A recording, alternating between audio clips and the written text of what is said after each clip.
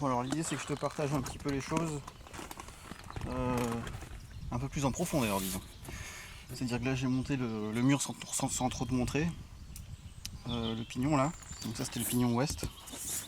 Et donc là on va faire le pignon est, donc celui qui va aller à l'opposé.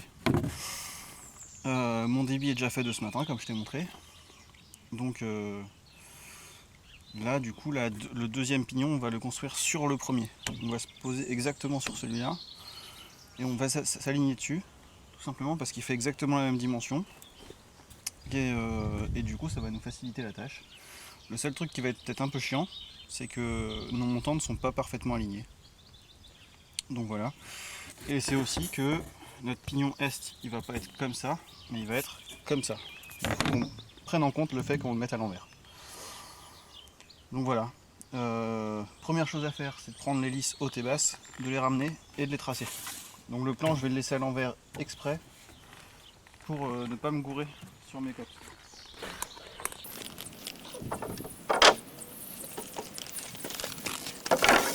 Donc ça, c'est mes deux lisses hautes et basses qui font la même section et la même longueur. Donc il y a plusieurs choses à prendre en compte avant de commencer à faire un mur. C'est de regarder comment il est le bois. C'est-à-dire que ici, celui du dessus il est droit, et celui du dessous il a un creux ici. Le creux, on va toujours le mettre côté extérieur des murs ossature bois. Tout simplement parce que si on a un creux, imaginons là c'est l'extérieur du mur, ça c'est l'intérieur. Si on a un creux, et ben on va pouvoir facilement caler pour qu'à l'extérieur, visuellement, ce soit clean. Alors que si on est bombé, et ben c'est sur nos deux arêtes qu'on va devoir caler, et ça va être très chiant. Et visuellement, si tu veux pas trop t'embêter, parce que là, s'il y a que 1 ou 2 mm, tu vas pas t'amuser à caler ton contre-latage, et ben le creux, dans une façade ou dans un pignon, sur un mur ossature bois en général, ça se verra beaucoup moins d'avoir un creux plutôt que d'avoir un bombé. Parce que dans le creux, tu verras toujours, quand tu le mettras aligné comme ça par rapport à ta façade, tu verras toujours les deux arêtes du mur, le début, la fin. Donc tu ne te poseras pas trop la question du milieu. Alors que si tu es aligné avec une arête et que tu vois pas l'autre arête, et ben c'est déconnant. Donc première chose, ici, je marque le creux qui sera mon extérieur de mur. Donc celui-là, il est très léger, mais je le marque quand même.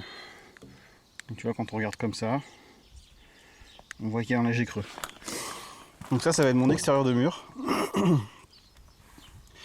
Et ensuite, je prends en compte, ici pour lisse haute, lisse basse, l'orientation du cœur. Le but étant que mes montants d'ossature ils soient toujours plaqués sur la lisse. Ça veut dire que ici, mon bois, le cœur, il est à peu près par ici, pour cette lisse là. Et il va toujours avoir tendance à tirer à cœur, donc à en gros ramener comme ça. Donc ce qui fait que ce point là et ce point là seront en contact avec le bois du dessous, alors que si je mets mon bois d'ossature ici, et bien ici il y aura une bosse. Donc ça, ce sera plutôt à poser en haut. Et donc je vais faire mon tracé d'ossature. Ça va être la lisse haute par exemple. Donc la lisse haute qui va être là. Donc je vais te reposer. Donc ça c'est ma lisse haute. Extérieur mur. Hop. Ici. Et le cœur vers le haut. Pour la pièce du bas, pour la lisse basse, celle-là, on va faire l'inverse. On va mettre le cœur vers la structure. Et donc là, celle-là, il faut que je la retourne pour avoir ma croix de visible.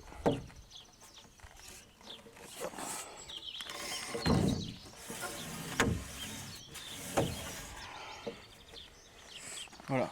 Donc là, on se retrouve ici avec le cœur vers le bas, le cœur vers le haut, et au milieu ici, on aura toujours deux points de contact ici et là, Et si on regarde ici, déjà on voit que ça s'est un peu déformé.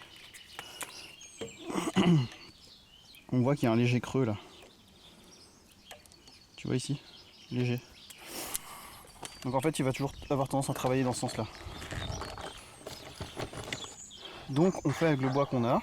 Le bois est très correct ici. Donc lisse haute, lisse basse. Hop, on vient les caler ensemble. Tu peux mettre un sergent si tu veux. Donc lisse haute, lisse basse.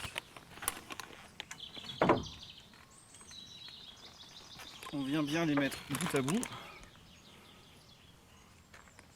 Et ici après je suis mon point d'implantation pour mettre les indications de montant. Donc tu vois, ici sur mon plan, je me suis mis toutes mes cotes. Donc de l'extérieur de la lisse basse à la gauche du montant, j'ai 16 cm. Ensuite de l'extérieur à la gauche du montant suivant, 76 cm, 136, etc. Et du coup je l'ai fait d'un côté puis de l'autre. Comme ça me permet de vérifier ma cote du montant du milieu. Et pour la partie haute, pareil. Donc là, en partant comme ça, lisse haute, lisse basse. Là, tous les grands montants, ils sont exactement pareils. Il n'y a pas de différence. Donc je me fais un trait à 45, une croix,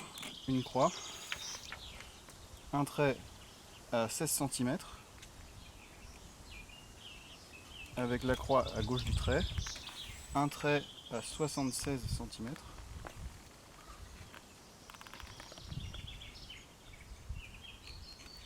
avec le trait à gauche, un trait à 1m36, 136 cm, hop, et ensuite on va partir de l'autre côté.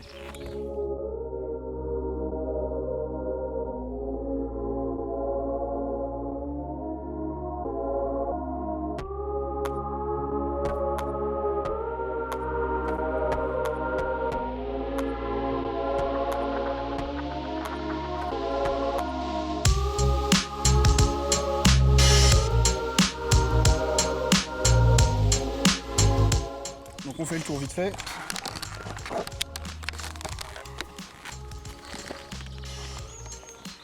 Donc ici j'ai un montant, ici j'ai un montant, ici j'ai un montant, ici j'ai le montant central, ici double montant. Le double montant il est que sur la partie basse, tu vois ici, parce qu'il soutient la pièce d'appui de la fenêtre, qui elle aura encore deux pièces rajoutées pour porter le linteau. Donc ici double pièce, ici simple pièce, double pièce, simple pièce. Et donc maintenant je vais prendre l'équerre et je vais reporter pour tracer les deux en même temps. Donc là, équerre. Hop. Avant de faire ça, il faut bien t'assurer que tout est aligné.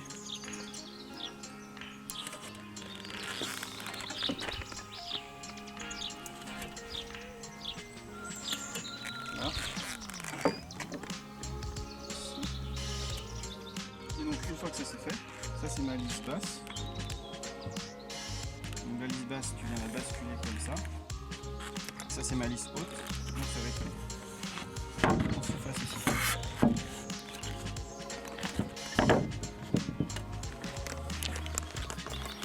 Donc tu peux reprendre ici. Ça c'est important parce que ça va permettre d'aligner l'équerrage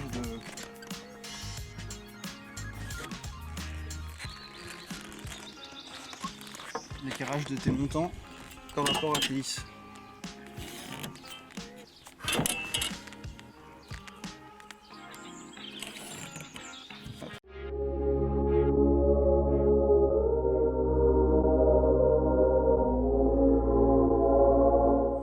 Là je me trace les deux et je me mettrai entre les deux.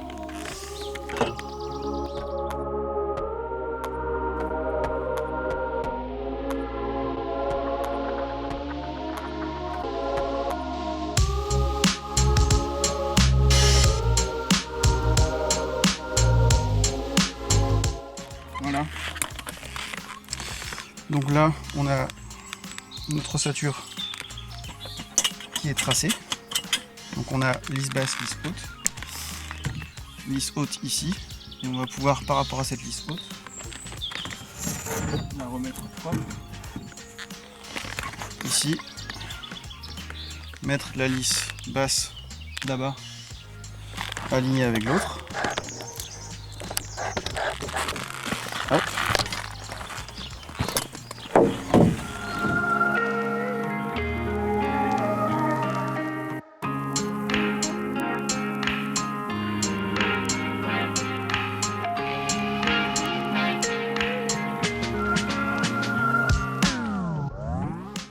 Et les montants c'est pareil, on va regarder sur le côté. On va mettre le creux côté extérieur, toujours.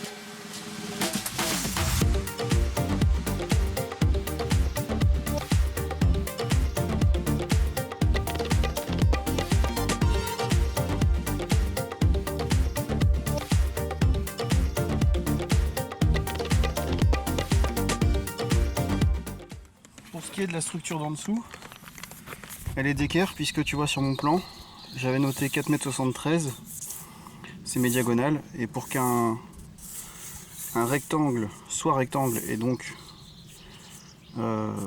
les quatre coins soient d'équerre, il faut que les diagonales soient égales. Donc là sur le plan je me suis mis la longueur de la diagonale, du coup je mets mon mètre, je tire le mètre, et il faut que j'ai 4,73 m. Je contrôle quand même les deux parce qu'il peut y avoir des erreurs sur les longueurs des pièces et tout ça. Mais là j'étais bien à 4,73 m, donc nickel. Bon bah j'ai commencé avec cette petite bête là. Je te fais pas le film tout de suite du montage de ossature, j'avais besoin de la prendre en main, parce que c'est un peu nouveau. C'est un pistolet à air comprimé, un cloueur autonome, donc il n'y a pas besoin d'air comprimé et c'est juste sur batterie en gros. Donc du coup j'ai monté la première partie du pignon ici. Et donc là ensuite,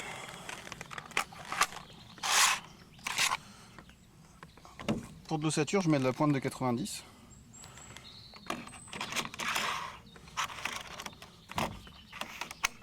Hop. Si tu te souviens de ce que j'ai dit, tu te souviens parfaitement que les montants ils ont du creux face extérieure, c'est-à-dire que c'est bombé à l'intérieur. Donc quand je vais devoir mettre mes montants, il va falloir que je lève légèrement ici la lisse. Donc je mets le marteau ici. Ça c'est systématique si tu fais les choses dans cet ordre-là. Et après, eh ben, il n'y a plus qu'à venir pointer. Le but étant de s'aligner pile à l'extérieur ici pour que le bout de la lisse soit clean avec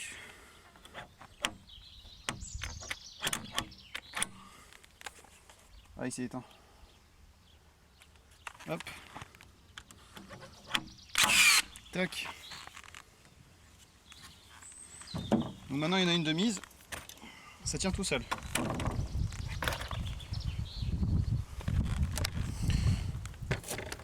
Ensuite ici, je sais pas si tu vas bien voir.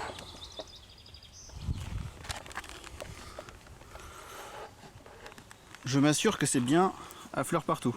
Si c'est pas le cas, je peux toujours mettre un petit coup de marteau. Tu vois, j'ai hop, comme ça, et comme c'est des pointes, ça se tord et ça se redresse facilement.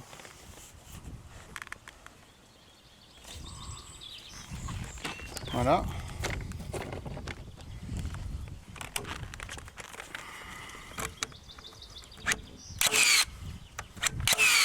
Ici j'en mets 3. On va faire pareil de l'autre côté. Là tu vois par exemple, on voit qu'il est un tout petit peu gauche, le montant. Et du coup il faudra que je le redresse comme ça pour le poser bien. Donc ce que je vais faire, c'est que je vais mettre d'abord une pointe en bas. Une fois que la pointe en bas sera mise, j'aurai pu redresser.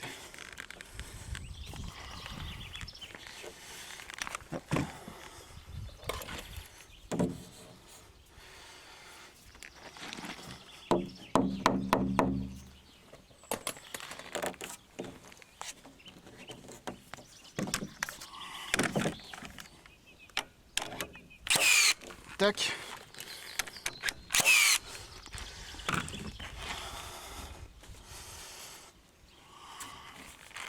Demain on s'aligne.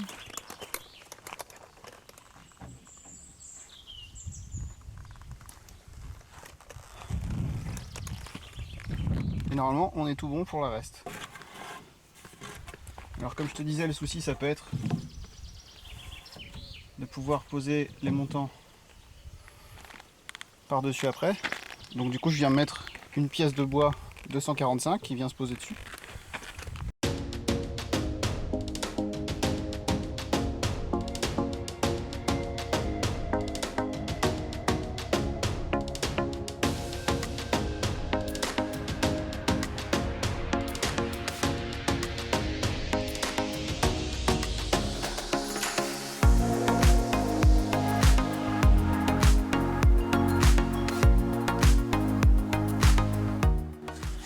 Donc là, pour exagérer les choses, tu vois, on n'est pas pile d'équerre. Du coup, on vient soit retordre à la main, soit mettre un petit coup de marteau. Et ça le met droit. Une fois qu'on est droit, on peut pointer.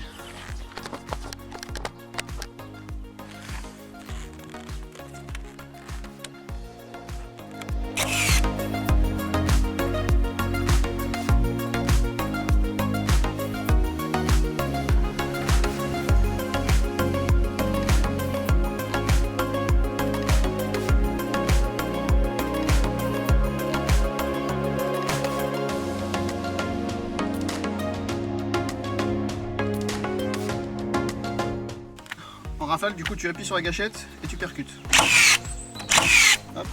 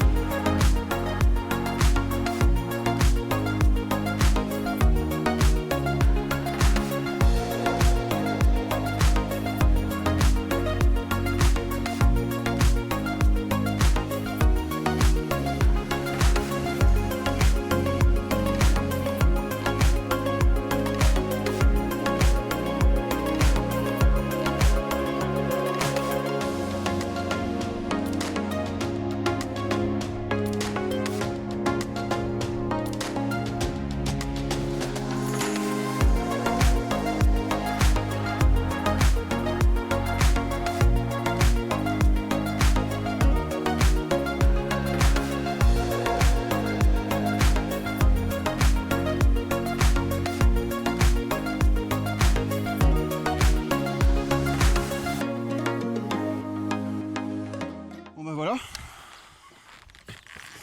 ça du coup c'est pour cette partie là. Il me reste deux montants E à poser, un C, 2D et 2C après. Donc CDE et on sera tout bon, sachant que ça vient à partir de là. Donc C c'est mes linteaux et appui de fenêtre, E c'est les montants qui me font mon allège de fenêtre.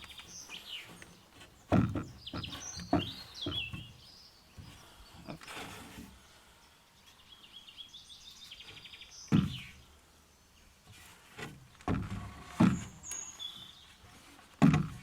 On va venir à gauche.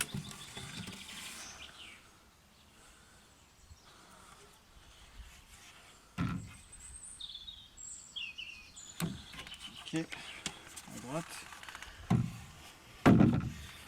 Donc là je fais en sorte que toujours le creux soit sur le dessus et que le creux soit aussi à plaquer contre l'autre pièce de bois sur le côté. Et donc là, je me mets une cale qui va me tenir au même niveau que les autres. Ici.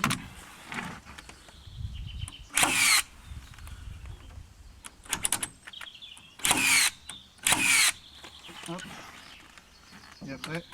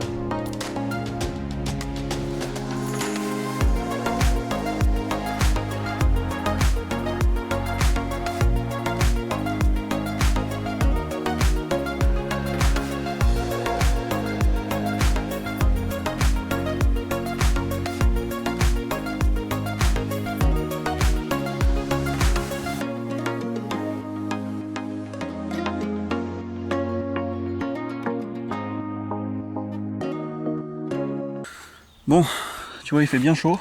Du coup, je me fais des pauses quand même. Je me suis abrité sous ma petite tonnelle là. Et ben, elle fait du bien celle-ci. Elle passe pas au-dessus de la structure, sinon je l'aurais mise. Mais tu vois, du coup, ça va bien. J'ai pas besoin d'avoir de compresseur sur le chantier. Si je devais avoir un compresseur, ce serait avec le groupe électrogène allumé tout le temps. Ça me ferait bien chier. Au moins là je suis tranquille. Et ça va quand même plus vite qu'à la visseuse. Surtout que les pointes de l'ossature bois comme ça, pour faire le montage, ça sert principalement que au levage. Donc je vais pas m'embêter à tout visser pour au final que je doive après quand même remettre des écarts de renfort un montant sur deux. Donc voilà, comme ça là tu vois je suis bien avancé. Je sais pas quelle heure il est, peut-être 14h, 14h20. Donc après il va me rester à mettre à faire mes entailles sur les deux montants du panneau d'en dessous là. Et puis me faire un chevron pour vérifier l'équerrage. Ah oui d'ailleurs vérifier l'équerrage, je t'ai pas montré. Hop, on va aller faire ça de suite. Comme ça, tu verras, sur le plan j'avais 4,73 m. Donc là, je vais me mettre ici.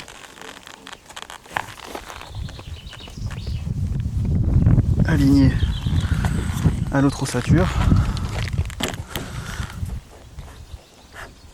Là.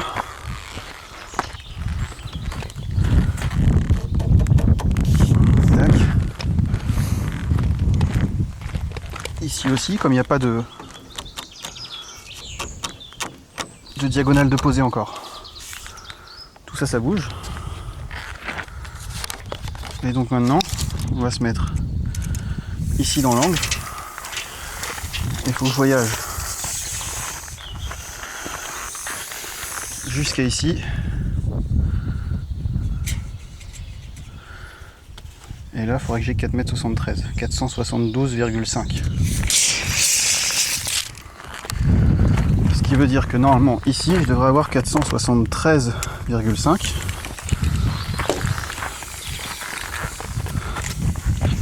Et que je raccourcisse cette diagonale 473,5, bingo.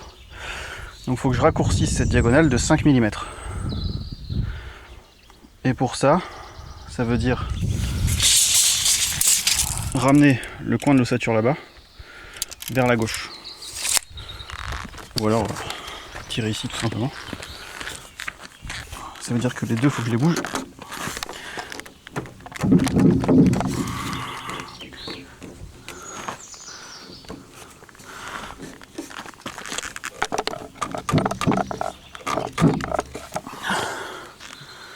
Là.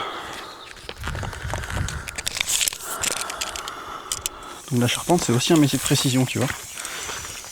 Si tu vas comme un benet, hop, ça ira pas comme tu veux. Et là, 472,9. Bon allez, on est bon. Ah non, mon mètre était mal mis. 473. Ah voilà.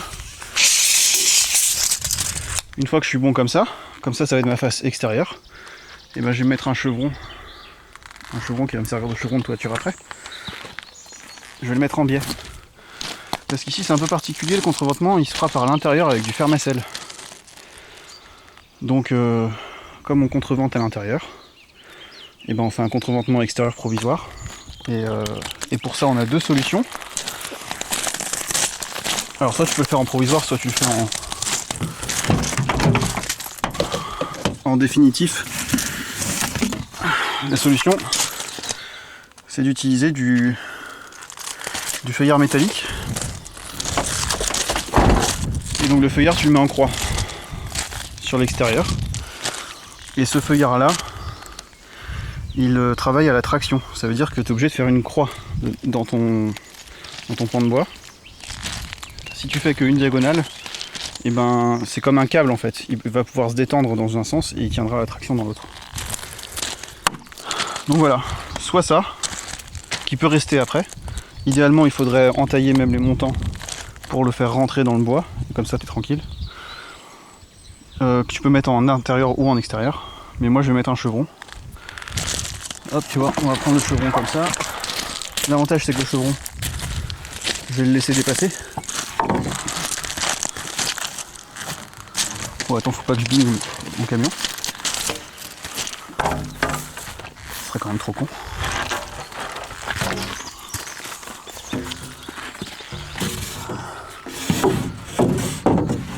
Hop.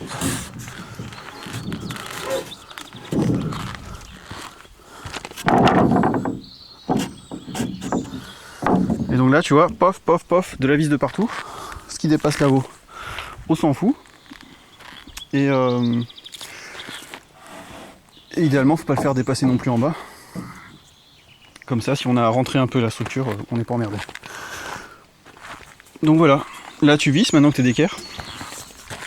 Et après celle-là, on va la glisser par là. On mettra des cales ici pour faire buter, avec 3 vis dedans, pour faire buter, pour pas que ça chasse quand on lève, que le pied chasse. Et puis voilà, ça ira très bien.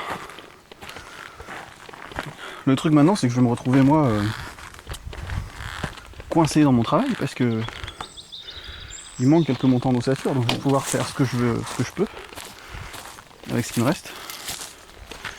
Et comme j'ai pas été livré de tout encore avec cette pénurie, il me reste 9, 10, 11 montants entiers. Donc je vais faire mon débit pour le reste et puis après je verrai. Je pourrais peut-être attaquer la charpente là-bas. Ou attaquer éventuellement, si je suis un grand garçon et que je suis sage, attaquer les petits triangles là, avec mes chutes. Comme j'ai 2,6 m de chute, là j'ai des 1,93 donc je vais pouvoir faire ça. Et là tu vois c'est intéressant parce que grâce à l'ordinateur, mes fiches de taille là, elles me servent parce que j'ai un bois qui est dégauché, raboté, bien d'équerre, nickel quoi.